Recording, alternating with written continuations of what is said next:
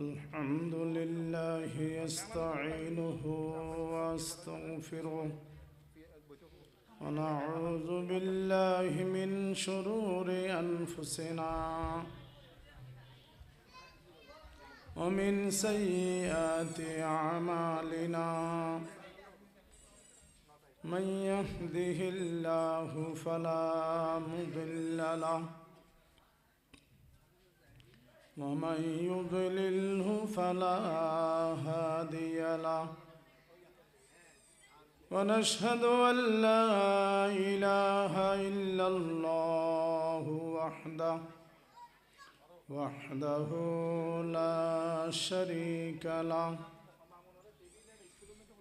لا شريك له ولا مثال له ولا مثل له ولا ضد له ولا ند له ولا شبيه له ونشهد أن سيدنا ونبينا وشفيعنا وحبيبنا وحبيب ربنا وطبيبنا وطبيب قلوبنا ومولانا محمدا عبده ورسوله اللهم صل على محمد وعلى آل محمد كما صليت على إبراهيم وعلى آل إبراهيم إنك حميد مجيد اللهم بارك على محمد وعلى آل محمد كما باركت على إبراهيم وعلى آل إبراهيم إنك حميد مجيد اللهم صل على روح محمد في الأرواح وعلى جسد محمد في الأجساد وعلى قبر محمد في القبور اللهم صل على محمد عدد ما في علم الله صلاة دائمة بدوام ملك الله أما بعد فأعوذ بالله من الشيطان الرجيم بسم الله الرحمن الرحيم يا أيها الذين آمنوا قوا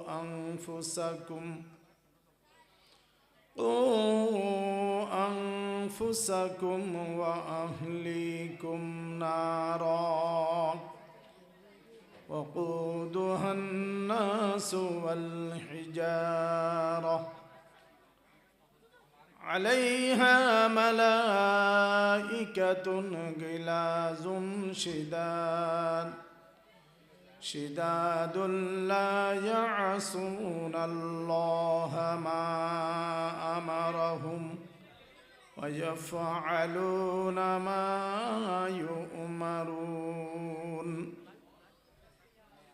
قال النبي صلى الله عليه وسلم الكيس من دان نفسه وعمل لما بعد الموت والأحمق من أتبع نفسه هواها وتمنى على الله. صدق الله العظيم وصدق رسوله النبي الكريم. يا رب صل وسلم دائما أبدا على حبيبك خير الخلق كلهم. أي عاشق رب العلا बेशक तू महबूब खुदा बर तो सलाम सद हजार बर तो दरुद बेशुमार. या बशीरो या नज़ीरो आप पर लाखों सलाम. हामिदो महमूदो अहमद आप पर लाखों सलाम.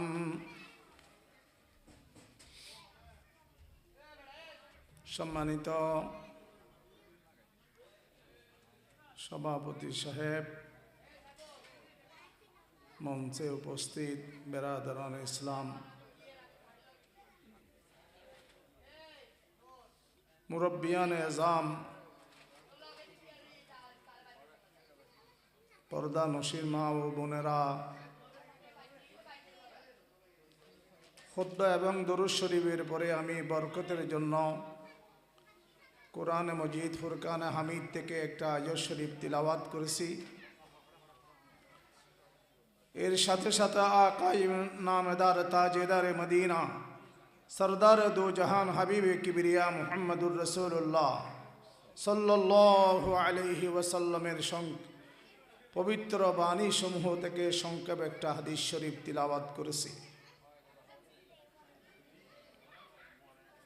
আল্লাহ পাকের দরবারে লাখে কোটি শুকরিয়া যে আল্লাহ আমাদেরকে মানুষ হিসাবে সৃষ্টি করেছেন, মুসলমানের ঘরে পাঠাইছেন, হুজুর সাল্লাল্লাহু আলাইহি ওয়াসাল্লামের উম্মত হিসাবে পাঠাইছেন। আল্লাহ যদি চাইতেন গরু ছাগল বানাইতে পারতেন, আল্লাহ চাইলে কাফের বৌদ্ধ খ্রিস্টানের ঘরে পাঠাইতে পারতেন, আল্লাহ চাইলে ঈসা আলাইহিস সালামের উম্মত বানাইতে পারতেন, मूसा अलैहिस्सलामेर उम्मत बनाइते पारतेन, इब्राहिम खलीलुल्लाह अलैहिस्सलामेर उम्मत बनाइते पारतेन। आल्लाह दया करे मेहरबानी करे आमाके आपनाके हुजूर सल्लल्लाहु आलैहि वसल्लमेर उम्मत हिसाबे प्रेरण करेছেন। যেই নবীর উম্মত হওয়ার জন্য আগের নবীরা দরখাস্ত করেছিলেন আল্লাহর দরবারে যে আল্লাহ আমাদেরকে নবী না বানাইয়া যদি আপনার হাবিবের উম্মত বানাইতেন বেশি খুশনসিব হইতাম। ঈসা আলাইহিস সালামের দোয়া কবুল করেছেন, আল্লাহ ঈসা আলাইহিস সালাতু ওয়াস সালামকে আসমানে উঠাই নিছেন। কিয়ামতের আগে আবার ঈসা আলাইহিস সালাতু ওয়াস সালাম পৃথিবীতে আসবেন, বিবাহ শাদী করবেন, ছেলে মেয়ে হবে। নবীর উম্মত হিসাবে আমাদের নবীর উম্মত হিসাবে দাওয়াত ও তবলীগের কাজ করবে। আল্লাহ এত দামি বানাইলেন আমাদেরকে, হার দিকে আমাদের নবী সমস্ত নবীদের নবী, আমাদের নবী সারা বিশ্বের নবী। আমাদের নবীর নবুয়ত জিনিসটা এমন যে আল্লাহ যেই রকম কদিম, আল্লাহর কোনো শুরু নাই শেষ নাই, আমার নবীর নবুয়তের কোনো শুরু নাই শেষ নাই। কোন দিন থেকে নবুয়ত শুরু হয়েছে, কোন দিন শেষ হবে আল্লাহ ছাড়া কেউ জানে না। সেজন্য আল্লাহর শুকরিয়া করা, আল্লাহর বন্দারা কত সুন্দর করে আল্লাহর শুকরিয়া করে। সদা হাজারা শুকর তেরা আই মেরে পরওয়ারদিগার,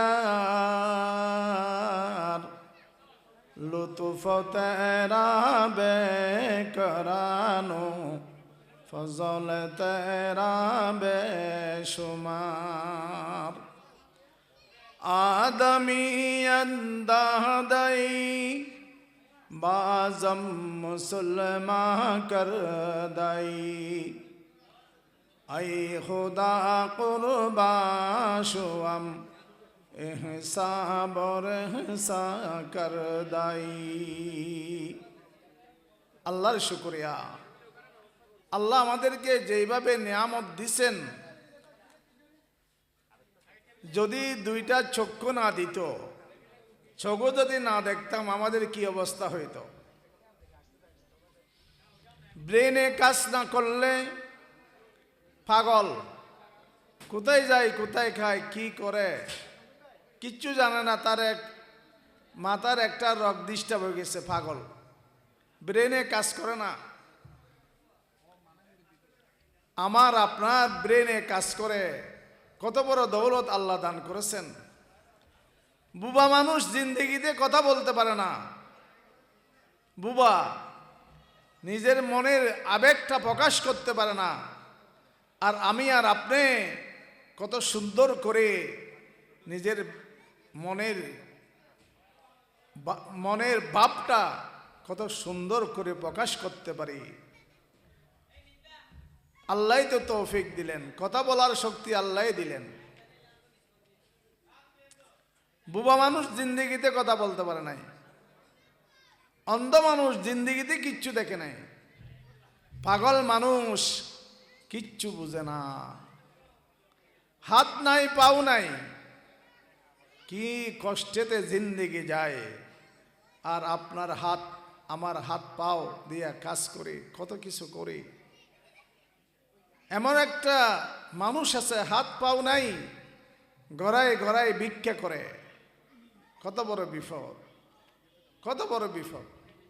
সেজন্য দুইটা জিনিস ভোলা যায় না, দুইটা জিনিস ভোলা যায় না, কখনো বলা যায় না। এক নম্বর, আল্লাহর কথা বলা যায় না, আল্লাহর কথা বলা যায় না। বলো তো হুজুর, পেশাব পায়খানায় গেলে কেমনে আল্লাহকে ডাকবো? সেখানে কি আল্লাহকে ডাকা যায়? আপনি পেশাব পায়খানা করবেন, মনে মনে বলতে পারেন, আল্লাহ আমাকে পেশাব পায়খানা ক্লিয়ার ভাবে করার জন্য তৌফিক দিছেন। পেশাব পায়খানা আটকে গেলে কি বিপদ তখন বুঝে আসবে। আপনি আমি 60 বছর 70 বছর 50 বছর পেশাব পায়খানা সুস্থভাবে করতেছি, কত বড় নিয়ামত। এই নিয়ামত আল্লাহই দিলেন, আল্লাহই দিলেন। বাথরুমে বসে বসে ওই নিয়ামতের কথা স্মরণ করা যায়, মালিকের কথা মনে মনে স্মরণ করা যায়। আল্লাহকে ভোলা যায় না কখনো, কখনো আল্লাহকে ভোলা যায় না। আল্লাহকে ভুললে, কোনো মানুষ যদি আল্লাহকে ভুলে যায়, ওই সময়ের জন্য উনি কাফেরের সাথে মিলে গেল। কাফের আল্লাহকে স্মরণ করে না, যেই সময় আমি আল্লাহকে ভুলে গেলাম ওই সময়টা কাফেরের সাথে মিলে গেল। সেজন্য আল্লাহকে বলা যায় না, কখনো বলা যায় না। বলে যে হুজুর বিবির সাথে সাক্ষাৎ হবে, সেখানে কি করব? কত বড় নিয়ামত। স্বামীর জন্য স্ত্রী, স্ত্রীর জন্য স্বামী আল্লাহই বানিয়ে দিলেন। ওই আল্লাহকে স্মরণ করা চাই, আল্লাহকে স্মরণ করা চাই। আল্লাহর নিয়ামত, কত বড় নিয়ামত। এমন কোনো সময় নাই, এমন কোনো টাইম নাই যেই সময় আল্লাহকে বলা যায়। আল্লাহকে বলা যায় না। এক নম্বর আল্লাহকে বলা যায় না, দুই নম্বর মাউতকে বলা যায় না। মাউতকে কোনো সময়ই বলা যায় না। মওত এত কাছে যে একজন মানুষ এখন ভালো ছিল, হঠাৎ করে প্রেশার বেড়ে ঘুরে পড়ে গেছে, মারা গেছে, এক সেকেন্ডের বিশ্বাস নাই। সেজন্য মওতকে বলা যায় না। এক নম্বরে আল্লাহকে বলা যায় না, দুই নম্বরে মওতকে বলা যায় না। আমি যদি মওতকে যদি ভুলে যাই, আমি গান বাজানাতে আছি, আমি মোবাইল নিয়ে ঘন্টাকে ঘন্টা, দিনকে দিন, রাতকে রাত পড়িয়াছি, মোবাইলের মধ্যে কি দেখি না দেখি, ওই সময় যদি আমার মওত এসে যায়, আমার কি হবে? আমার কি হবে? আল্লাহ থেকে চাওয়া, আল্লাহ আমাকে ঈমানি মওত দান করিও, আল্লাহ আমাকে জুমার দিনের মওত নসিব করিও, আল্লাহ আমাকে পাক পবিত্র অবস্থায় মওত নসিব করিও, আল্লাহ আমাকে নামাজের হালতে মওত নসিব করিও। আল্লাহ থেকে চাওয়া, আল্লাহ থেকে চাওয়া। এক নম্বর আল্লাহকে বলা যায় না, দুই নম্বর মওতকে বলা যায় না। আর দুইটা জিনিস তাড়াতাড়ি ভুলে যেতে হয়। দুইটা জিনিস তো ভোলা যায় না, আর দুইটা জিনিস তাড়াতাড়ি ভুলে যেতে হয়। এটা নবীর কথা। দুইটা কথার মধ্যে এক নম্বর হলো, আপনি কোন ভালো কাজ করছেন, দান করছেন, তাড়াতাড়ি ভুলে যান। কোন ইবাদত করছেন, তাড়াতাড়ি ভুলে যান। এটা মনে রাখতে হবে না। যাদের ইবাদত কবুল হয় তাদের একটা আলামত আছে, সেটা কি জানেন? নামাজের মতো ইবাদত করার পরে বান্দা বলে আস্তাগফিরুল্লাহ, আস্তাগফিরুল্লাহ। সালাম ফিরানোর পরে আস্তাগফিরুল্লাহ, আস্তাগফিরুল্লাহ, আস্তাগফিরুল্লাহ। এর মানে ও এখন নামাজ পড়ল, কত সুন্দর বড় একটা ইবাদত, এরপরে আবার আস্তাগফিরুল্লাহ কেন বলল?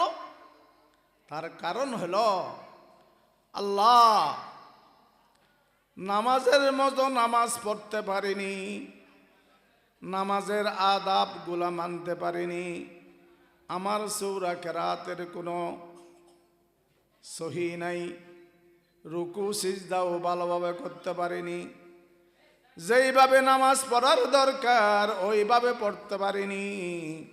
আমি আপনার কাছে গুনাহ মাপ চাই, বেয়াদবি হয়ে করেছি, নামাজ পড়ছি না, বেয়াদবি করেছি যে আপনার সাথে। সেজন্য সালাম ফিরানোর পরে রসুল বলেন, তুমি তিনবার আস্তাগফিরুল্লাহ বলো, আস্তাগফিরুল্লাহ, আস্তাগফিরুল্লাহ।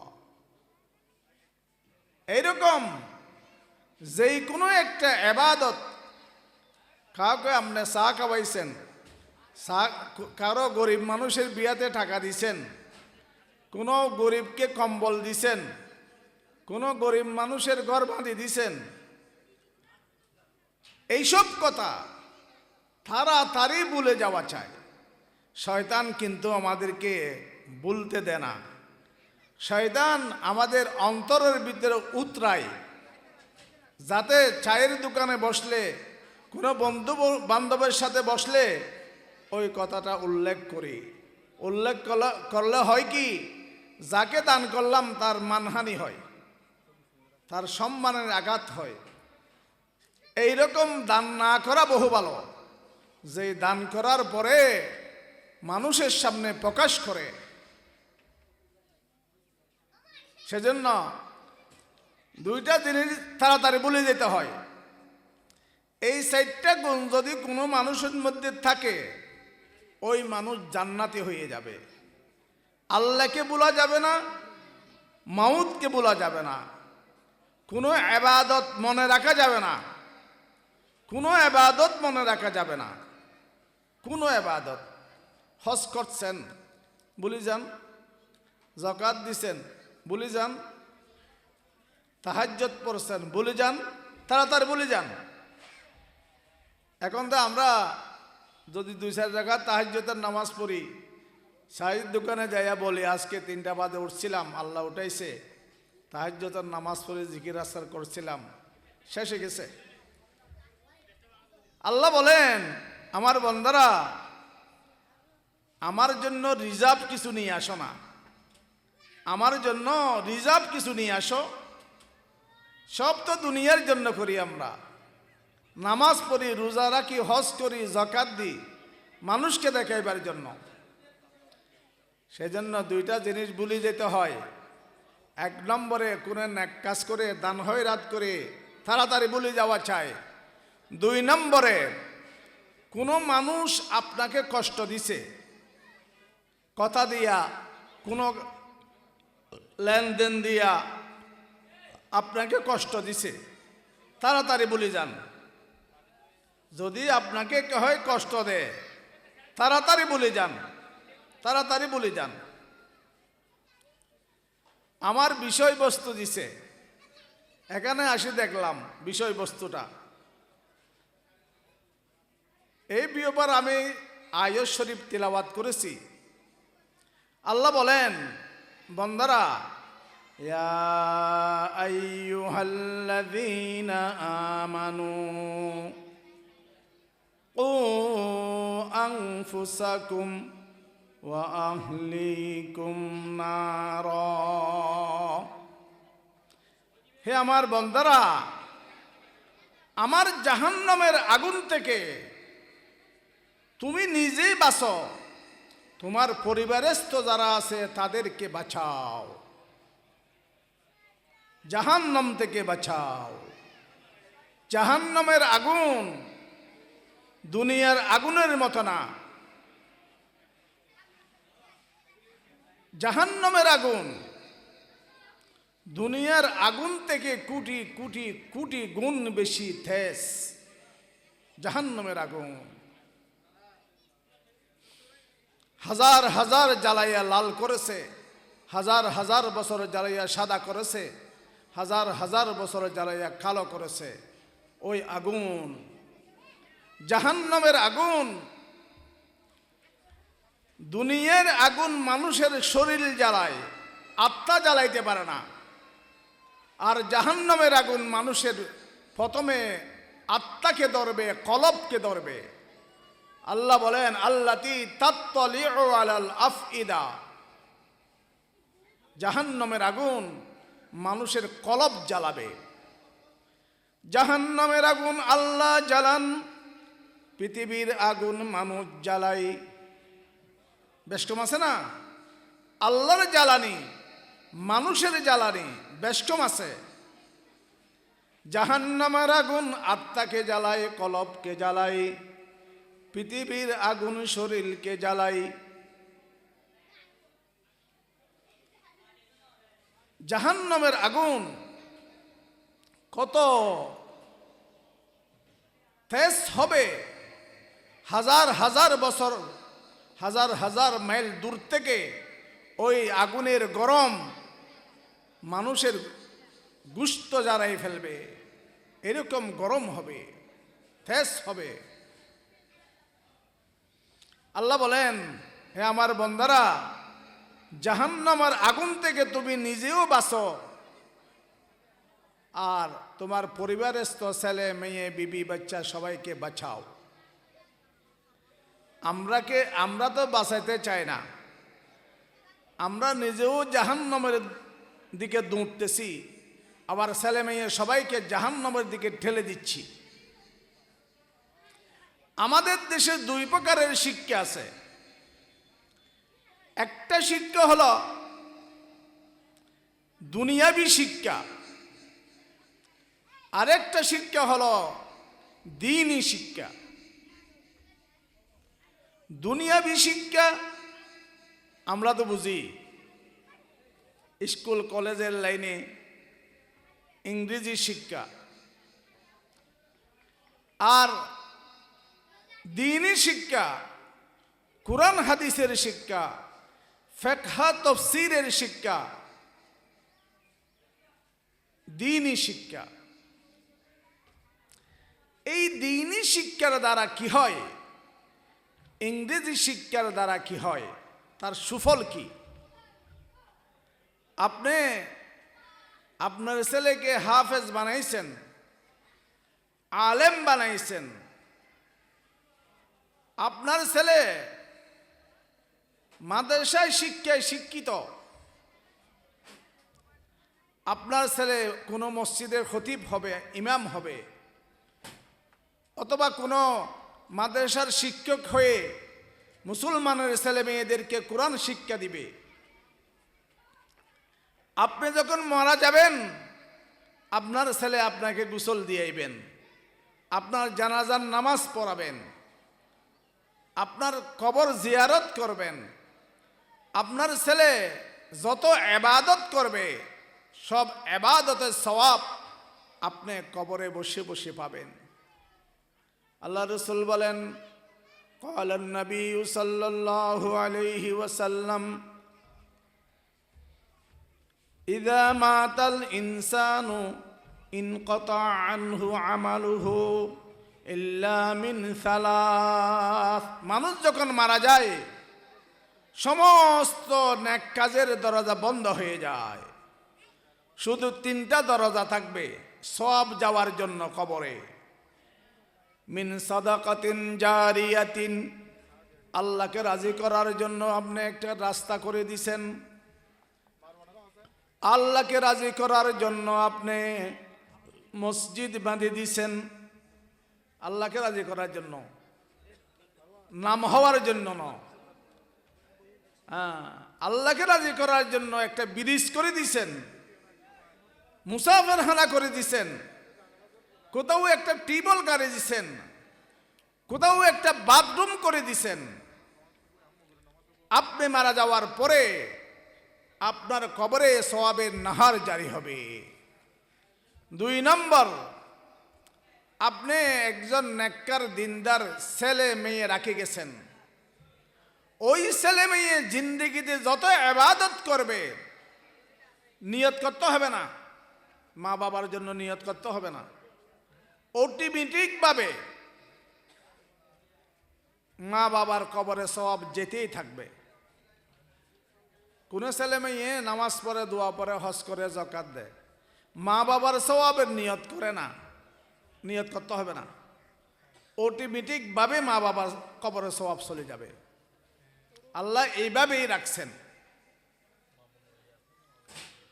নেককার ছেলে রেখে যাওয়া, দিনদার, পরহেজগার, আলেম, হাফিজ, মুহাদ্দিস, মুফাসসির, মুবাল্লিগ যদি আপনার বংশে যদি পান, আপনার মতো খুশনসিব আর খেয়ে আছে। সদকায়ে জারিয়ার সওয়াব, নেককার ছেলে মেয়ের সওয়াব। কত মেয়েরা আছে, আমি এমন মেয়ে দেখছি রান্না বান্না করতেছে, ইয়াসিন সূরা পড়তেছে, মুখতে ইয়াসিন সূরা পড়তেছে। এমন এমন মেয়ে আছে মাগরিবের পরে রান্না বান্না ফাঁকসাপ করতেছে, মুখে সূরা ওয়াকিয়া পড়তেছে। এশার নামাজের পরে উনি রান্না পাকসাপ করে সূরা মুলুক পড়তেছে মুখস্থ। ফজরের নামাজের পরে শাশুড়ির জন্য, স্বামীর জন্য চা নাস্তা দিচ্ছে। এই চা নাস্তা করতে করতে ওনার ইয়াসিন সূরা খতম হয়ে গেছে। এমন নেককার, বিসমিল্লাহ পড়া ছাড়া তরকারি কুড়ার সময় বিসমিল্লাহ, চা বানাইবার সময় বিসমিল্লাহ, প্রত্যেকটা কাজ করার সময় বিসমিল্লাহ করে করে শুরু করে। এরকম নেককার দিনদার মেয়ে পৃথিবীতে আছে। সেজন্য আপনি যদি একজন নেককার ছেলে মেয়ে রাখি যেতে পারেন, এখন তো কোরআন পড়েও না, কোরআন ধরাধরি নাই, সব মোবাইল নিয়ে সারা জিন্দেগি গেল, মোবাইল নিয়ে সারা জিন্দেগি গেল। এত বড় বিপদ, মোবাইল দেখতে দেখতে 2টা 3টা রাতের ফজরের নামাজ থেকে কেউ পড়ে না। ফজরের টাইমে মুসলমানের ঘর হিন্দুর ঘরের মতো হয়ে গেছে, কেউ উঠে না, মা উঠে না, বাপ উঠে না, ছেলে মেয়ে কেউ উঠে না, ছেলের ছেলের বউরাও ওঠে না, নাতে ফুতে কেউ ওঠে না। 10টা 11টা বাজলে তারপরে পেটে খিদা লাগলে আস্তে আস্তে ফাঁক করে যায়, চা নাস্তা দিবে। হিন্দুর ঘরের মতো হয়ে গেছে। এই মোবাইলে মানুষের ইমান শেষ করে দিল। এত মোবাইল, এতক্ষণ, এত কিছু, আল্লাহ। সেজন্য 3টা আমলের সওয়াব কবরে যাইতেই থাকবে। আপনি একজন ছেলেকে কোরআন শিক্ষা দিছেন, গরিব মিসকিনের ছেলে মেয়ে, এতিমখানা, ওই ছেলে আর কতগুলো ছেলে পড়াবে, ওই ছেলে আর কতগুলো ছেলে পড়াবে, সমস্ত সওয়াব আপনার কবরে যেতেই থাকবে, যেতেই থাকবে, যেতেই থাকবে। দ্বীনি শিক্ষার লাভ, দ্বীনি শিক্ষার লাভ। আর একটা হলো দুনিয়াবি শিক্ষা। দুনিয়াবি শিক্ষা, আমাদের দেশে অশিক্ষিত মানুষ আছে, 2-3 ক্লাস পরে ছোট গরিব মানুষ কোনো কাজে লাগে যায়, বেশি শিক্ষায় শিক্ষিত হতে পারে না, এরকম 2-4 জন হলেও আছে। এমন এমন রাষ্ট্র আছে যেখানে একজন মানুষও অশিক্ষিত থাকতে পারবে না। যদি কোনো গার্জিয়ান নিজের ছেলে মেয়েদেরকে অশিক্ষিত বানাইতে চায়, ওই গার্জিয়ানের জিয়ল হবে। আর ছেলে মেয়েদেরকে সরকার নিয়ে শিক্ষিত বানাবে। কি শিক্ষা? দুনিয়াবি শিক্ষা। এখন দুনিয়াবি শিক্ষা, দুনিয়াবি শিক্ষায় ডাক্তার বানাই, ইঞ্জিনিয়ার বানাই, প্রফেসর বানাই, ডক্টর বানাই, জজ বানাই, ব্যারিস্টার বানাই, দুনিয়াবি শিক্ষা। এখন দুনিয়াবি শিক্ষায় শিক্ষিত হতে হতে যদি দুনিয়াবি শিক্ষার সাথে দ্বীনি শিক্ষা না থাকে, একজন মানুষ ইঞ্জিনিয়ার, আবার কোরআন হাফেজ, আবার ধর্মীয় বই পুস্তক পড়ে, হক্কানি আলেম উলুমার সাথে পরামর্শ করে চলে, দাওয়াতে তাবলীগের মেহনতের সাথে লাগিয়ে থাকে, তাহলে ওই রকম দুনিয়াবি শিক্ষায় শিক্ষিত মানুষও আল্লাহর কাছে নেজাত পাবে। যদি একজন মানুষ দুনিয়াবি শিক্ষায় শিক্ষিত কিন্তু দ্বীনি শিক্ষার কাছে নাই, তার ফলে কি হয় জানেন? যেই সব রাষ্ট্রে শুধু দুনিয়াবি শিক্ষায় শিক্ষিত হয়, পৃথিবীর এমন বহু রাষ্ট্র আছে শুধু দুনিয়াবি শিক্ষায় শিক্ষিত, আখিরাত বিশ্বাস করে না, আল্লাহ বিশ্বাস করে না, নবী বিশ্বাস করে না। ওই রকম রাষ্ট্রের বিপদ কি জানেন? শিক্ষায় শিক্ষিত, দুনিয়াবি শিক্ষার কোনো শেষ নাই, কিন্তু এত নষ্ট হয়ে গেল, জন্ম নিবন্ধন কার্ড বানায় না, সেখানে বাপের নাম লিখতে পারে না। উচ্চ শিক্ষায় শিক্ষিত কিন্তু বাপের নাম লেখা সম্ভব হয় না। তার কারণ শুধু দুনিয়াবি শিক্ষায় মানুষকে জানোয়ার বানায়, জীবজন্তু থেকে নষ্ট বানায়। বাপের নাম লিখতে না পারার মানে আপনারা বুঝছেন? ওই মাটা 1 মাসে 20-30 জন পরপুরুষের সাথে সাক্ষাৎ করেছে। এখন তার সন্তান যেটা হয়েছে কার, মাও জানে না, সে কারণে বাপের নাম লিখতে পারে না, মার নাম লিখতে হয়। উচ্চশিক্ষায় শিক্ষিত দেশ কিন্তু বাপের নাম লিখতে পারে না। এটা হলো দুনিয়াবি শিক্ষার সফল। সেজন্য আপনি আমার ছেলে মেয়েদেরকে, আপনার কোনো অসুবিধা নাই, দুনিয়াবি লেখাপড়া করান, কিন্তু প্রথমে কোরআনে হাফেজ বানান, আলেম উলুমাদের সাথে পরামর্শ করে ছেলে মেয়েদেরকে পরিচালনা করেন।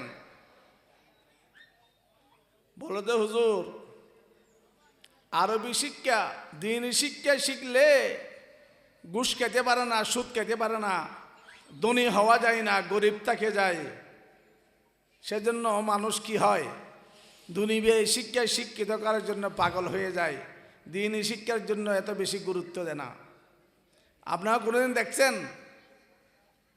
এমনি যে মুখে বলে আলেমরা গরিব হয়, এমন হয় তেমন হয়? কই, আলেমরা যারা সহি আলেম কোনো অভাবই তোই নাই। আর এমনভাবে আল্লাহ ওনাদেরকে খাওয়ায়, এমনভাবে খাওয়ায় কল্পনাও তো করা যায় না। বলো দে হুজুর ছেলে মেয়েদের আলেম বানাইলে ভাত খেতে পারবে না, আসলে ভাত খেতে পারে না। এমনভাবে মাছ ঘুষ দিয়ে বাসনের উপরে, আমি কোথাও দাওয়াতে গেলে ভাত খুব কম করিনি, কেন ভাতগুলো খাবার টাইম পাই না। কারণ এভাবে গুস্ত মাছ দিয়ে ঠালাই রাখছে, ওগুলা খাইতে খাইতে নিচে যে ভাত পরি আছে এটা খুঁজেও পাওয়া যায় না, ভাত খাওয়া যায় না, গুস্ত আর মাছ খেতে হয়। সেজন্য বানাই দেখেন না, নিজের ছেলে মেয়েদেরকে আলেম হাফেজ বানান। হাফেজ আলেম বানানোর পরে বহু এমন আছে আমাদের মাদ্রাসায় শিক্ষায় শিক্ষিত হয়ে আবার ডক্টর হয়, ইঞ্জিনিয়ার হয়, হ্যাঁ ডাক্তার হয়। সেজন্য নিজের ছেলে মেয়েদেরকে দিন শিক্ষায় শিক্ষিত করা চাই, এটা ফরজ, ফরজা আইন। আর না হলে কিয়ামতের ময়দানে মা বাবাকে ওই ছেলে মেয়েরা ডাকবে। কোরআন শরীফে আল্লাহ বলেন রব্বানা আরিনাল্লাযী